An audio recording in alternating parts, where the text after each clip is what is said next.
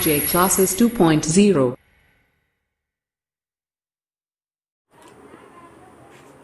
नमस्कार दोस्तों, मैं आरजे सिद्धार्थ आरजे क्लासेस 2.0 में आपका स्वागत करता हूं। दोस्तों, संविधान की एक और कड़ी जोड़ते हुए आज हम पढ़ेंगे राष्ट्रपति। दोस्तों, आप सब सोच रहे होंगे कि इतनी जल्दी राष्ट्रपति कैसे आ गया।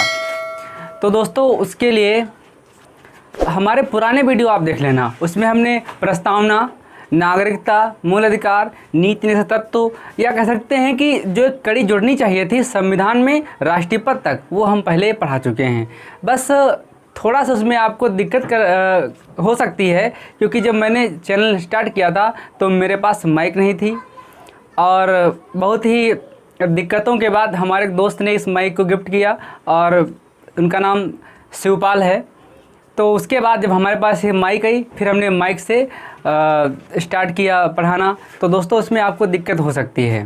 तो मैं आशा करता हूँ कि आप हमारे साथ रहेंगे, और जो ये छोटा सा चैनल है, कुछ असुविधाएं हैं, तो इसमें आप हमारा सहयोग करेंगे और हमें हमारा मनोबल बढ़ाएंगे, और मैं भी आपके साथ तत्परता के साथ इसी मेहनत के साथ लगा रहूँगा। ये हमारा आपसे वादा है। तो दोस्तों, टाइम ना ख़राब करते हुए देखेंगे राष्ट्रपति।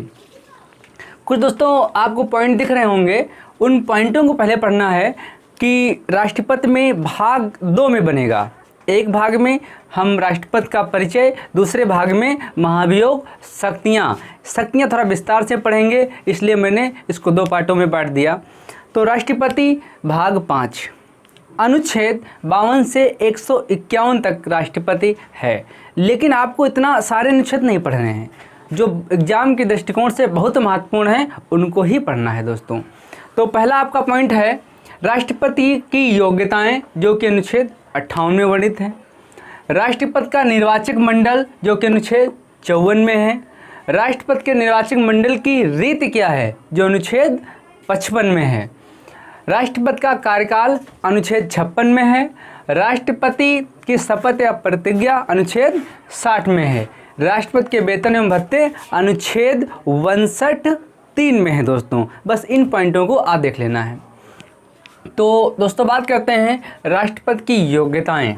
कौन है या कौन व्यक्ति जो राष्ट्रपति बन सकता है, या राष्ट्रपति बनने के लिए कौन सी योग्यताएं होना ज़रूरी हैं। तो दोस्तों, कुछ योग्यताएं जो आप पहले से जानते हैं उनको देखते हैं। जैसे वह व्यक्ति जो भारत का नागरिक हो। दोस्तों, भारत का नागरिक हो, एक ये योग्यता बहुत महत्वपूर्ण है। संविधान में ये लिखा है कि वह भारत का नागरिक हो, लेकिन ये नहीं लिखा है कि वो भारत में जन्मा हो। राष्ट्रपति बनने के लिए ये ज़रूरी नहीं है कि उसका जन्म भारत में ही हुआ हो, या जन्म से ही वो निवास कर रहा हो। भारत की नागरिकता उसके पास हो, ऐसा संविधान कहता है। जन्म से हो या फिर उसके माता पिता भारतीय हों, इन बातों पर संविधान दोस्तों मौन है। अगला हमारा जो पॉइंट है दोस्तों, वो कहता है कि भारत का राष्ट्रपति बनने के लिए 35 वर्ष की आयु पूर्ण कर चुका हो। 35 वर्ष की आयु पूर्ण कर चुका हो। एक ये दोस्तों पॉइंट बहुत महत्वपूर्ण है। जब तक कोई व्यक्ति 35 साल की आयु पूरी नहीं कर लेता है, तब तक वो राष्ट्रपति नहीं बन सकता है। एक ये पॉइंट। दूसरा दोस्तों पॉइंट है कि राष्ट्रपति बनने के लिए लोकसभा या संसद कह सकते हैं हम, संसद का सदस्य बनने की योग्यता रखता हो। संसद में 2 सदन होते हैं दोस्तों, एक आपका लोकसभा, दूसरा राज्यसभा। तो इन दोनों की सदस्यता लेने का अधिकार रखता हो या योग्यता रखता हो। यदि लोकसभा या राज्यसभा का सदस्य बनने की योग्यता रखता है, तो वो व्यक्ति राष्ट्रपति बन सकता है। लेकिन राष्ट्रपति लोकसभा या राज्यसभा या संसद का सदस्य नहीं होगा। यदि राष्ट्रपति निर्वाचित होते समय या निर्वाचित कोई व्यक्ति हो गया है और संसद का सदस्य है, तो उसकी सदस्यता उसी दिन से खत्म या समाप्त मानी जाएगी जिस दिन से वह व्यक्ति राष्ट्रपति के पद पर बैठेगा। तो एक ये पॉइंट दोस्तों क्लियर होगा कि संसद की सदस्यता, संसद का सदस्य बनने की योग्यता रखता हो, और किसी भी सदन का वो सदस्य ना हो। यदि है तो जिस दिन वो व्यक्ति राष्ट्रपति बनेगा उसी दिन की सदस्यता समाप्त मानी जाएगी। ये दोस्तों बहुत महत्वपूर्ण पॉइंट है। यदि कोई व्यक्ति राष्ट्रपति का उम्मीदवार बनना चाहता है तो अपना प्रस्ताव रखने से पहले दोस्तों 50 व्यक्ति प्रस्तावक 50 व्यक्ति अनुमोदक होने जरूरी हैं। मतलब यदि कोई व्यक्ति, जैसे आप राष्ट्रपति बनना चाहते हैं तो आपके साथ जो प्रस्तावक होंगे वो 50 व्यक्ति होंगे, फिर जो अनुमोदक होंगे दोस्तों वो भी 50 होंगे, मतलब जांचने वाले 50 होंगे। यदि इनकी संख्या कम है तब वो प्रस्ताव आपका पास नहीं हो सकता है, आप उम्मीदवार नहीं बन सकते हैं। 1997 से पूर्व ये संख्या 10-10 थी। 1997 के बाद दोस्तों ये संख्या प्रस्तावक और अनुमोदक की 50-50 हो गई। इसके बाद दोस्तों देखते हैं राशि। कोई व्यक्ति यदि उम्मीदवार है, चुनाव लड़ना चाहता है तो उसकी जमानत राशि दोस्तों 15,000 वर्तमान में है, लेकिन 1957 से पूर्व ये राशि 2,500 रुपये थी। तो वर्तमान में दोस्तों 15,000 रुपये ये जमानत राशि है। यदि कोई व्यक्ति वैध मतों का 1/6 हासिल कर लेता है तो उसकी जमानत राशि वापस कर दी जाती है। यदि कोई व्यक्ति वैध राशि का 1/6 हासिल नहीं कर पाता है वैध मतों का तो उसकी जमानत राशि जब्त कर ली जाती है दोस्तों। तो ये पॉइंट आपको क्लियर हो गया होगा, मेरे ख्याल से बहुत अच्छे तरीके से समझ में आया होगा। यदि दोस्तों कहीं से भी कोई डाउट हो तो आप कमेंट बॉक्स में बोल सकते हैं, मैं पूरा प्रयास करूँगा वीडियो देने का। अगला दोस्तों है कि कोई भी व्यक्ति भारत का पुनः निर्वाचित हो सकता है।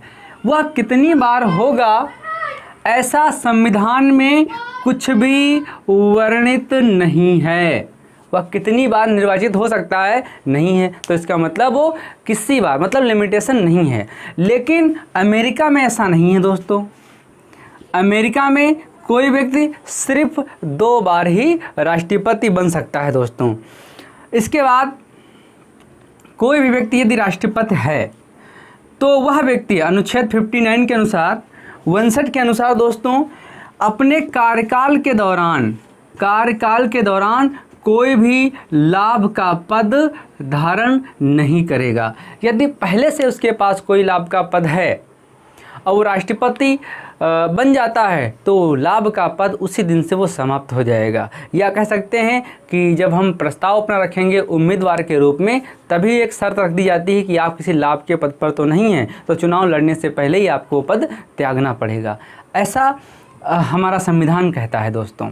अगला अनुच्छेद 57, तो हमने आपको बताया अनुच्छेद 57 में पुनः निर्वाचित होने की बात कही गई है कि कोई भी व्यक्ति वो कितनी बार भी राष्ट्रपति बन सकता है, लेकिन अमेरिका में ऐसा नहीं है, वहाँ पर सिर्फ 2 बार ही कोई व्यक्ति राष्ट्रपति बन सकता है। जैसे बराक ओबामा 2 बार चुनाव लड़े, जीते, और यदि दोस्तों वो चाहते तो तीसरी बार भी लड़ते और जीतते, लेकिन वहाँ का संविधान इसकी इजाज़त नहीं देता है, इसलिए उनका सत्ता समाप्त हुई और इसके बाद डोनाल्ड ट्रंप जी आए। चलिए दूसरा दोस्तों, यदि हम बात करें तो ऐसे पद पर डॉक्टर राजेंद्र प्रसाद ये 2 बार राष्ट्रपति रहे हैं दोस्तों। 2 बार राष्ट्रपति रहे हैं, 1952 से 1952 में जीते, फिर दोस्तों 1957 में भी जीते। तो ये 2 बार राष्ट्रपति रहे हैं। डॉक्टर राजेंद्र प्रसाद के बारे में यदि हम आपको बताएं तो डॉक्टर राजेंद्र प्रसाद के बारे में संविधान सभा में हम आपको बता चुके हैं दोस्तों। इनको बिहार का गांधी कहा जाता है। डॉक्टर राजेंद्र प्रसाद वे व्यक्ति हैं जिन्होंने संविधान पर अंतिम व्यक्ति के रूप में हस्ताक्षर किए थे दोस्तों। ये पॉइंट बहुत महत्वपूर्ण है। और जो प्रथम व्यक्ति है जिसने हस्ताक्षर किए हैं तो पंडित जवाहरलाल नेहरू, जो कि दोस्तों भारत के प्रथम प्रधानमंत्री। एक चीज़ और है, एक पूछा जाता है कि डॉक्टर राजेंद्र प्रसाद अंतरिम सरकार में कौन सा पद था दोस्तों, तो झंडा समिति थी इनके पास। JB कृपलानी बहुत लोगों ने पढ़ा होगा, लेकिन ये नहीं है। आप झंडा समिति के यदि अध्यक्ष पूछे जाएं तो राजेंद्र प्रसाद ही लगाएंगे दोस्तों। चलिए, मेरे ख्याल से इतना आपको समझ में आ गया होगा। यदि कहीं से कोई डाउट है तो आप मुझे कमेंट कर सकते हैं। मेरे नंबर पर आप मुझसे व्हाट्सएप कर सकते हैं 8931901000 पर। मैं दिन रात आपके साथ हूं और पढ़ाई से संबंधित आप कोई भी सवाल, कोई भी बात, कोई भी डाउट, कोई भी किताब पूछ सकते हैं। मैं आपको संतोषजनक जवाब देने का प्रयास करूंगा। दोस्तों, राष्ट्रपति का निर्वाचन देख लेते हैं। राष्ट्रपति के निर्वाचन में अनुच्छेद 54 कहता है कि वे व्यक्ति ही राष्ट्रपति को वोट दे सकते हैं जो कि संसद के दोनों सदन, दोस्तों संसद के दोनों सदनों के निर्वाचित सदस्य होंगे। निर्वाचित सदस्य होंगे। ये दोस्तों पॉइंट पूछा जाता है कि राष्ट्रपति को वोट कौन दे सकता है, कौन मत कर सकता है। तो संसद के दोनों सदनों के निर्वाचित सदस्य वोट देंगे। इसी के साथ साथ में राज्य दोस्तों विधानसभाओं के निर्वाचित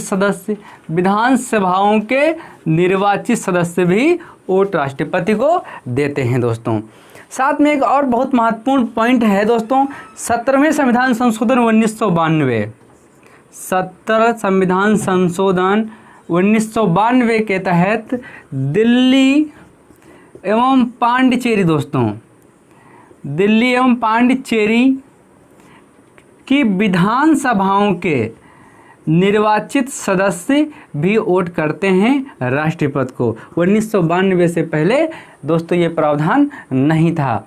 तो आपको ये समझ में आ हो गया। साथ में दोस्तों ये कहा जाता है कि राष्ट्रपति का निर्वाचक मंडल अनुच्छेद 54 ये हो गया कि इसमें कौन कौन वोट देता है।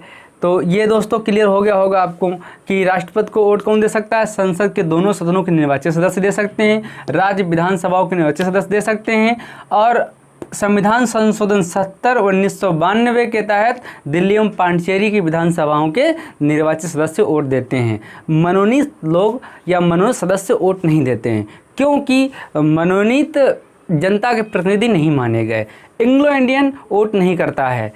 फिर इनका मतलब क्या है दोस्तों, जब अनुच्छेद 61 के तहत राष्ट्रपति पर महाभियोग लगता है तो उस प्रक्रिया में मनोनीत, एंग्लो इंडियन और निर्वाचित ये तीनों व्यक्ति शामिल होते हैं। दोस्तों, तो उनका महत्व राष्ट्रपति के महाभियोग या उसको पद मुक्त जब करने की बात आती है या कोई मामला आता है तो ऐसी कार्यवाही में ये भाग लेते हैं। तो दोस्तों क्लियर हो गया होगा। चलिए दोस्तों आगे देख लेते हैं।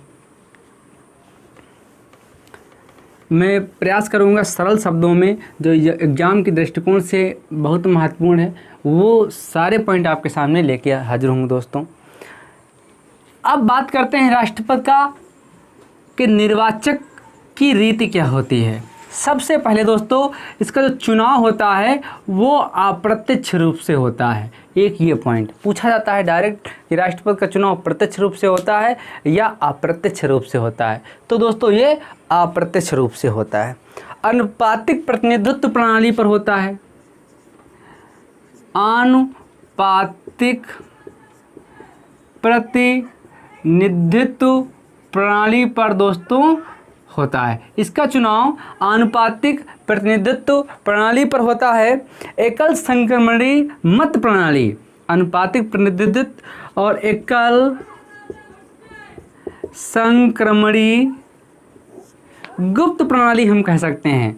तो दोस्तों ये सीधा सीधा पॉइंट पूछ दिया जाता है, कहीं पर अनुपातिक प्रतिनिधित्व लिखा होगा, कहीं पर एकल संक्रमणीय मत प्रणाली लिखा होगा। दोस्तों मत प्रणाली, तो आप इस तरीके से लगा सकते हैं कि राष्ट्रपति का निर्वाचन कैसे होता है।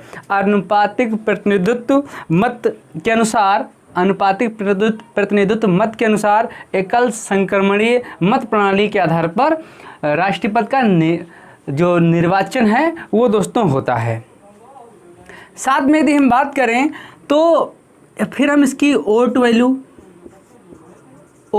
वैल्यू दोस्तों इसकी हम बात करेंगे कभी एक अलग वीडियो बना करके कि किस तरीके से वोट वैल्यू मानी जाती है, किस तरीके से दोस्तों इसमें द्वितीय चक्र की मतगणना की जाती है। जैसे बीबी गिरी के जो चुनाव में द्वितीय चक्र की मतगणना हुई थी, इस पर दोस्तों हम बात करेंगे। तो ये निर्वाचन रीति का हम एक अलग वीडियो बना के आपके सामने दोस्तों समझाने का प्रयास करेंगे, वीडियो बड़ा ना हो, इसलिए इस पॉइंट को हम यहीं तक दोस्तों छोड़ रहे हैं। आगे देखते हैं। राष्ट्रपति का कार्यकाल कितना होता है दोस्तों?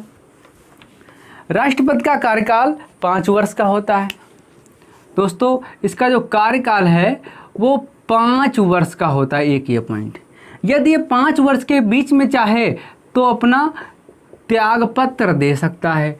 किसको देगा अपना त्यागपत्र? तो ये अपने छोटे भाई को देगा, मतलब उपराष्ट्रपति को देगा दोस्तों। ये उपराष्ट्रपति को अपना त्यागपत्र देगा। उपराष्ट्रपति क्या करेगा? तो उपराष्ट्रपति लोकसभा अध्यक्ष को सूचना देगा। एक ये दोस्तों पॉइंट है। तो इसका कार्यकाल 5 वर्ष, त्यागपत्र उपराष्ट्रपति को देगा, उपराष्ट्रपति लोकसभा के अध्यक्ष को दोस्तों सूचना देगा। एक ये पॉइंट। यदि किसी राष्ट्रपति का पद किसी कारणवश खाली हो जाता है, उन कारणों में जैसे दोस्तों त्यागपत्र देना या मृत्यु होना या बहुत सारे कारण हैं कि वो पद खाली हो जाए, ऐसे स्थितियों में दोस्तों उपराष्ट्रपति पद संभालता है। उपराष्ट्रपति पद संभालता है। यदि राष्ट्रपति प्लस उपराष्ट्रपति ये दोनों ना हो और पद खाली हो, तो ऐसी स्थितियों में दोस्तों सुप्रीम कोर्ट का मुख्य न्यायाधीश पद संभालेगा। सुप्रीम कोर्ट का मुख्य न्यायाधीश पद संभालेगा। ऐसा भारत में हो चुका है। ऐसा भारत में दोस्तों 1969 में दोस्तों ऐसा हो चुका है। 20 जुलाई 1969 और अगस्त 1969 में दोस्तों, अगस्त 1969 के बीच में ऐसा हो चुका है जब राष्ट्रपति उपराष्ट्रपति का दोनों दोस्तों पद खाली थे। तो एम हिदायतुल्ला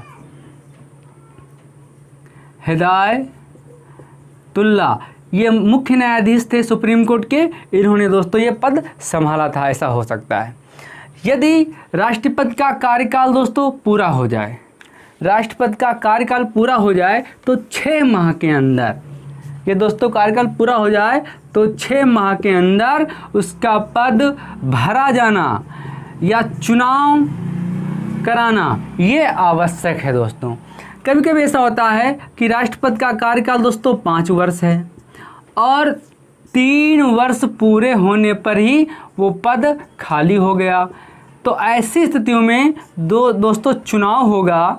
जो चुनाव होगा और नया राष्ट्रपति आएगा वो दोबारा 5 वर्ष के लिए ही बैठेगा दोस्तों। 5 वर्ष के लिए दोबारा वो बनेगा। ऐसा नहीं है कि वो 5 वर्ष पूरा करे पहले वाले राष्ट्रपति के, वो स्वयं के 5 वर्ष पूरा करेगा। तो दोस्तों इसका कार्यकाल समझ में आ गया होगा। मैं आशा करता हूँ आप हमारे साथ बने रहेंगे और जो भी दोस्तों इसमें सुधार करने की बात होगी वो भी आप हमें बताएंगे और मैं आपके इन सलाह का और आपके सुझावों का दोस्तों वेट करूंगा। और आशा करता हूं यदि चैनल आपको अच्छा लगेगा तो आप सब्सक्राइब, लाइक, शेयर ये सब करेंगे दोस्तों। जो सब बोलते हैं मैं बोलने के लिए भूल जाता हूं, तो इसलिए आप लोग थोड़ा सहयोग कम करते हैं। इस बात से थोड़ा कह सकते हो दुखी हूँ। चलिए आगे दोस्तों देखता हूँ। इसके बाद दोस्तों क्या होता है, कार्यकाल तो क्लियर हो गया। अब इसके बाद राष्ट्रपति का कार्यकाल, अब राष्ट्रपति की शपथ एवं प्रतिज्ञा दोस्तों, ये पॉइंट बहुत महत्वपूर्ण है। राष्ट्रपति का शपथ एवं प्रतिज्ञा, कार्यकाल हमने बता दिया। शपथ एवं प्रतिज्ञा के बारे में देखते हैं दोस्तों। सबसे पहली बात, जितने पदाधिकारी होते हैं उनकी जो शपथ होती है वो अनुसूची 3 के अनुसार, अनुसूची 3 के अनुसार जो दोस्तों उसमें दिया गया है उसके अनुसार शपथ होती है। लेकिन राष्ट्रपति का ऐसा कुछ भी नहीं है।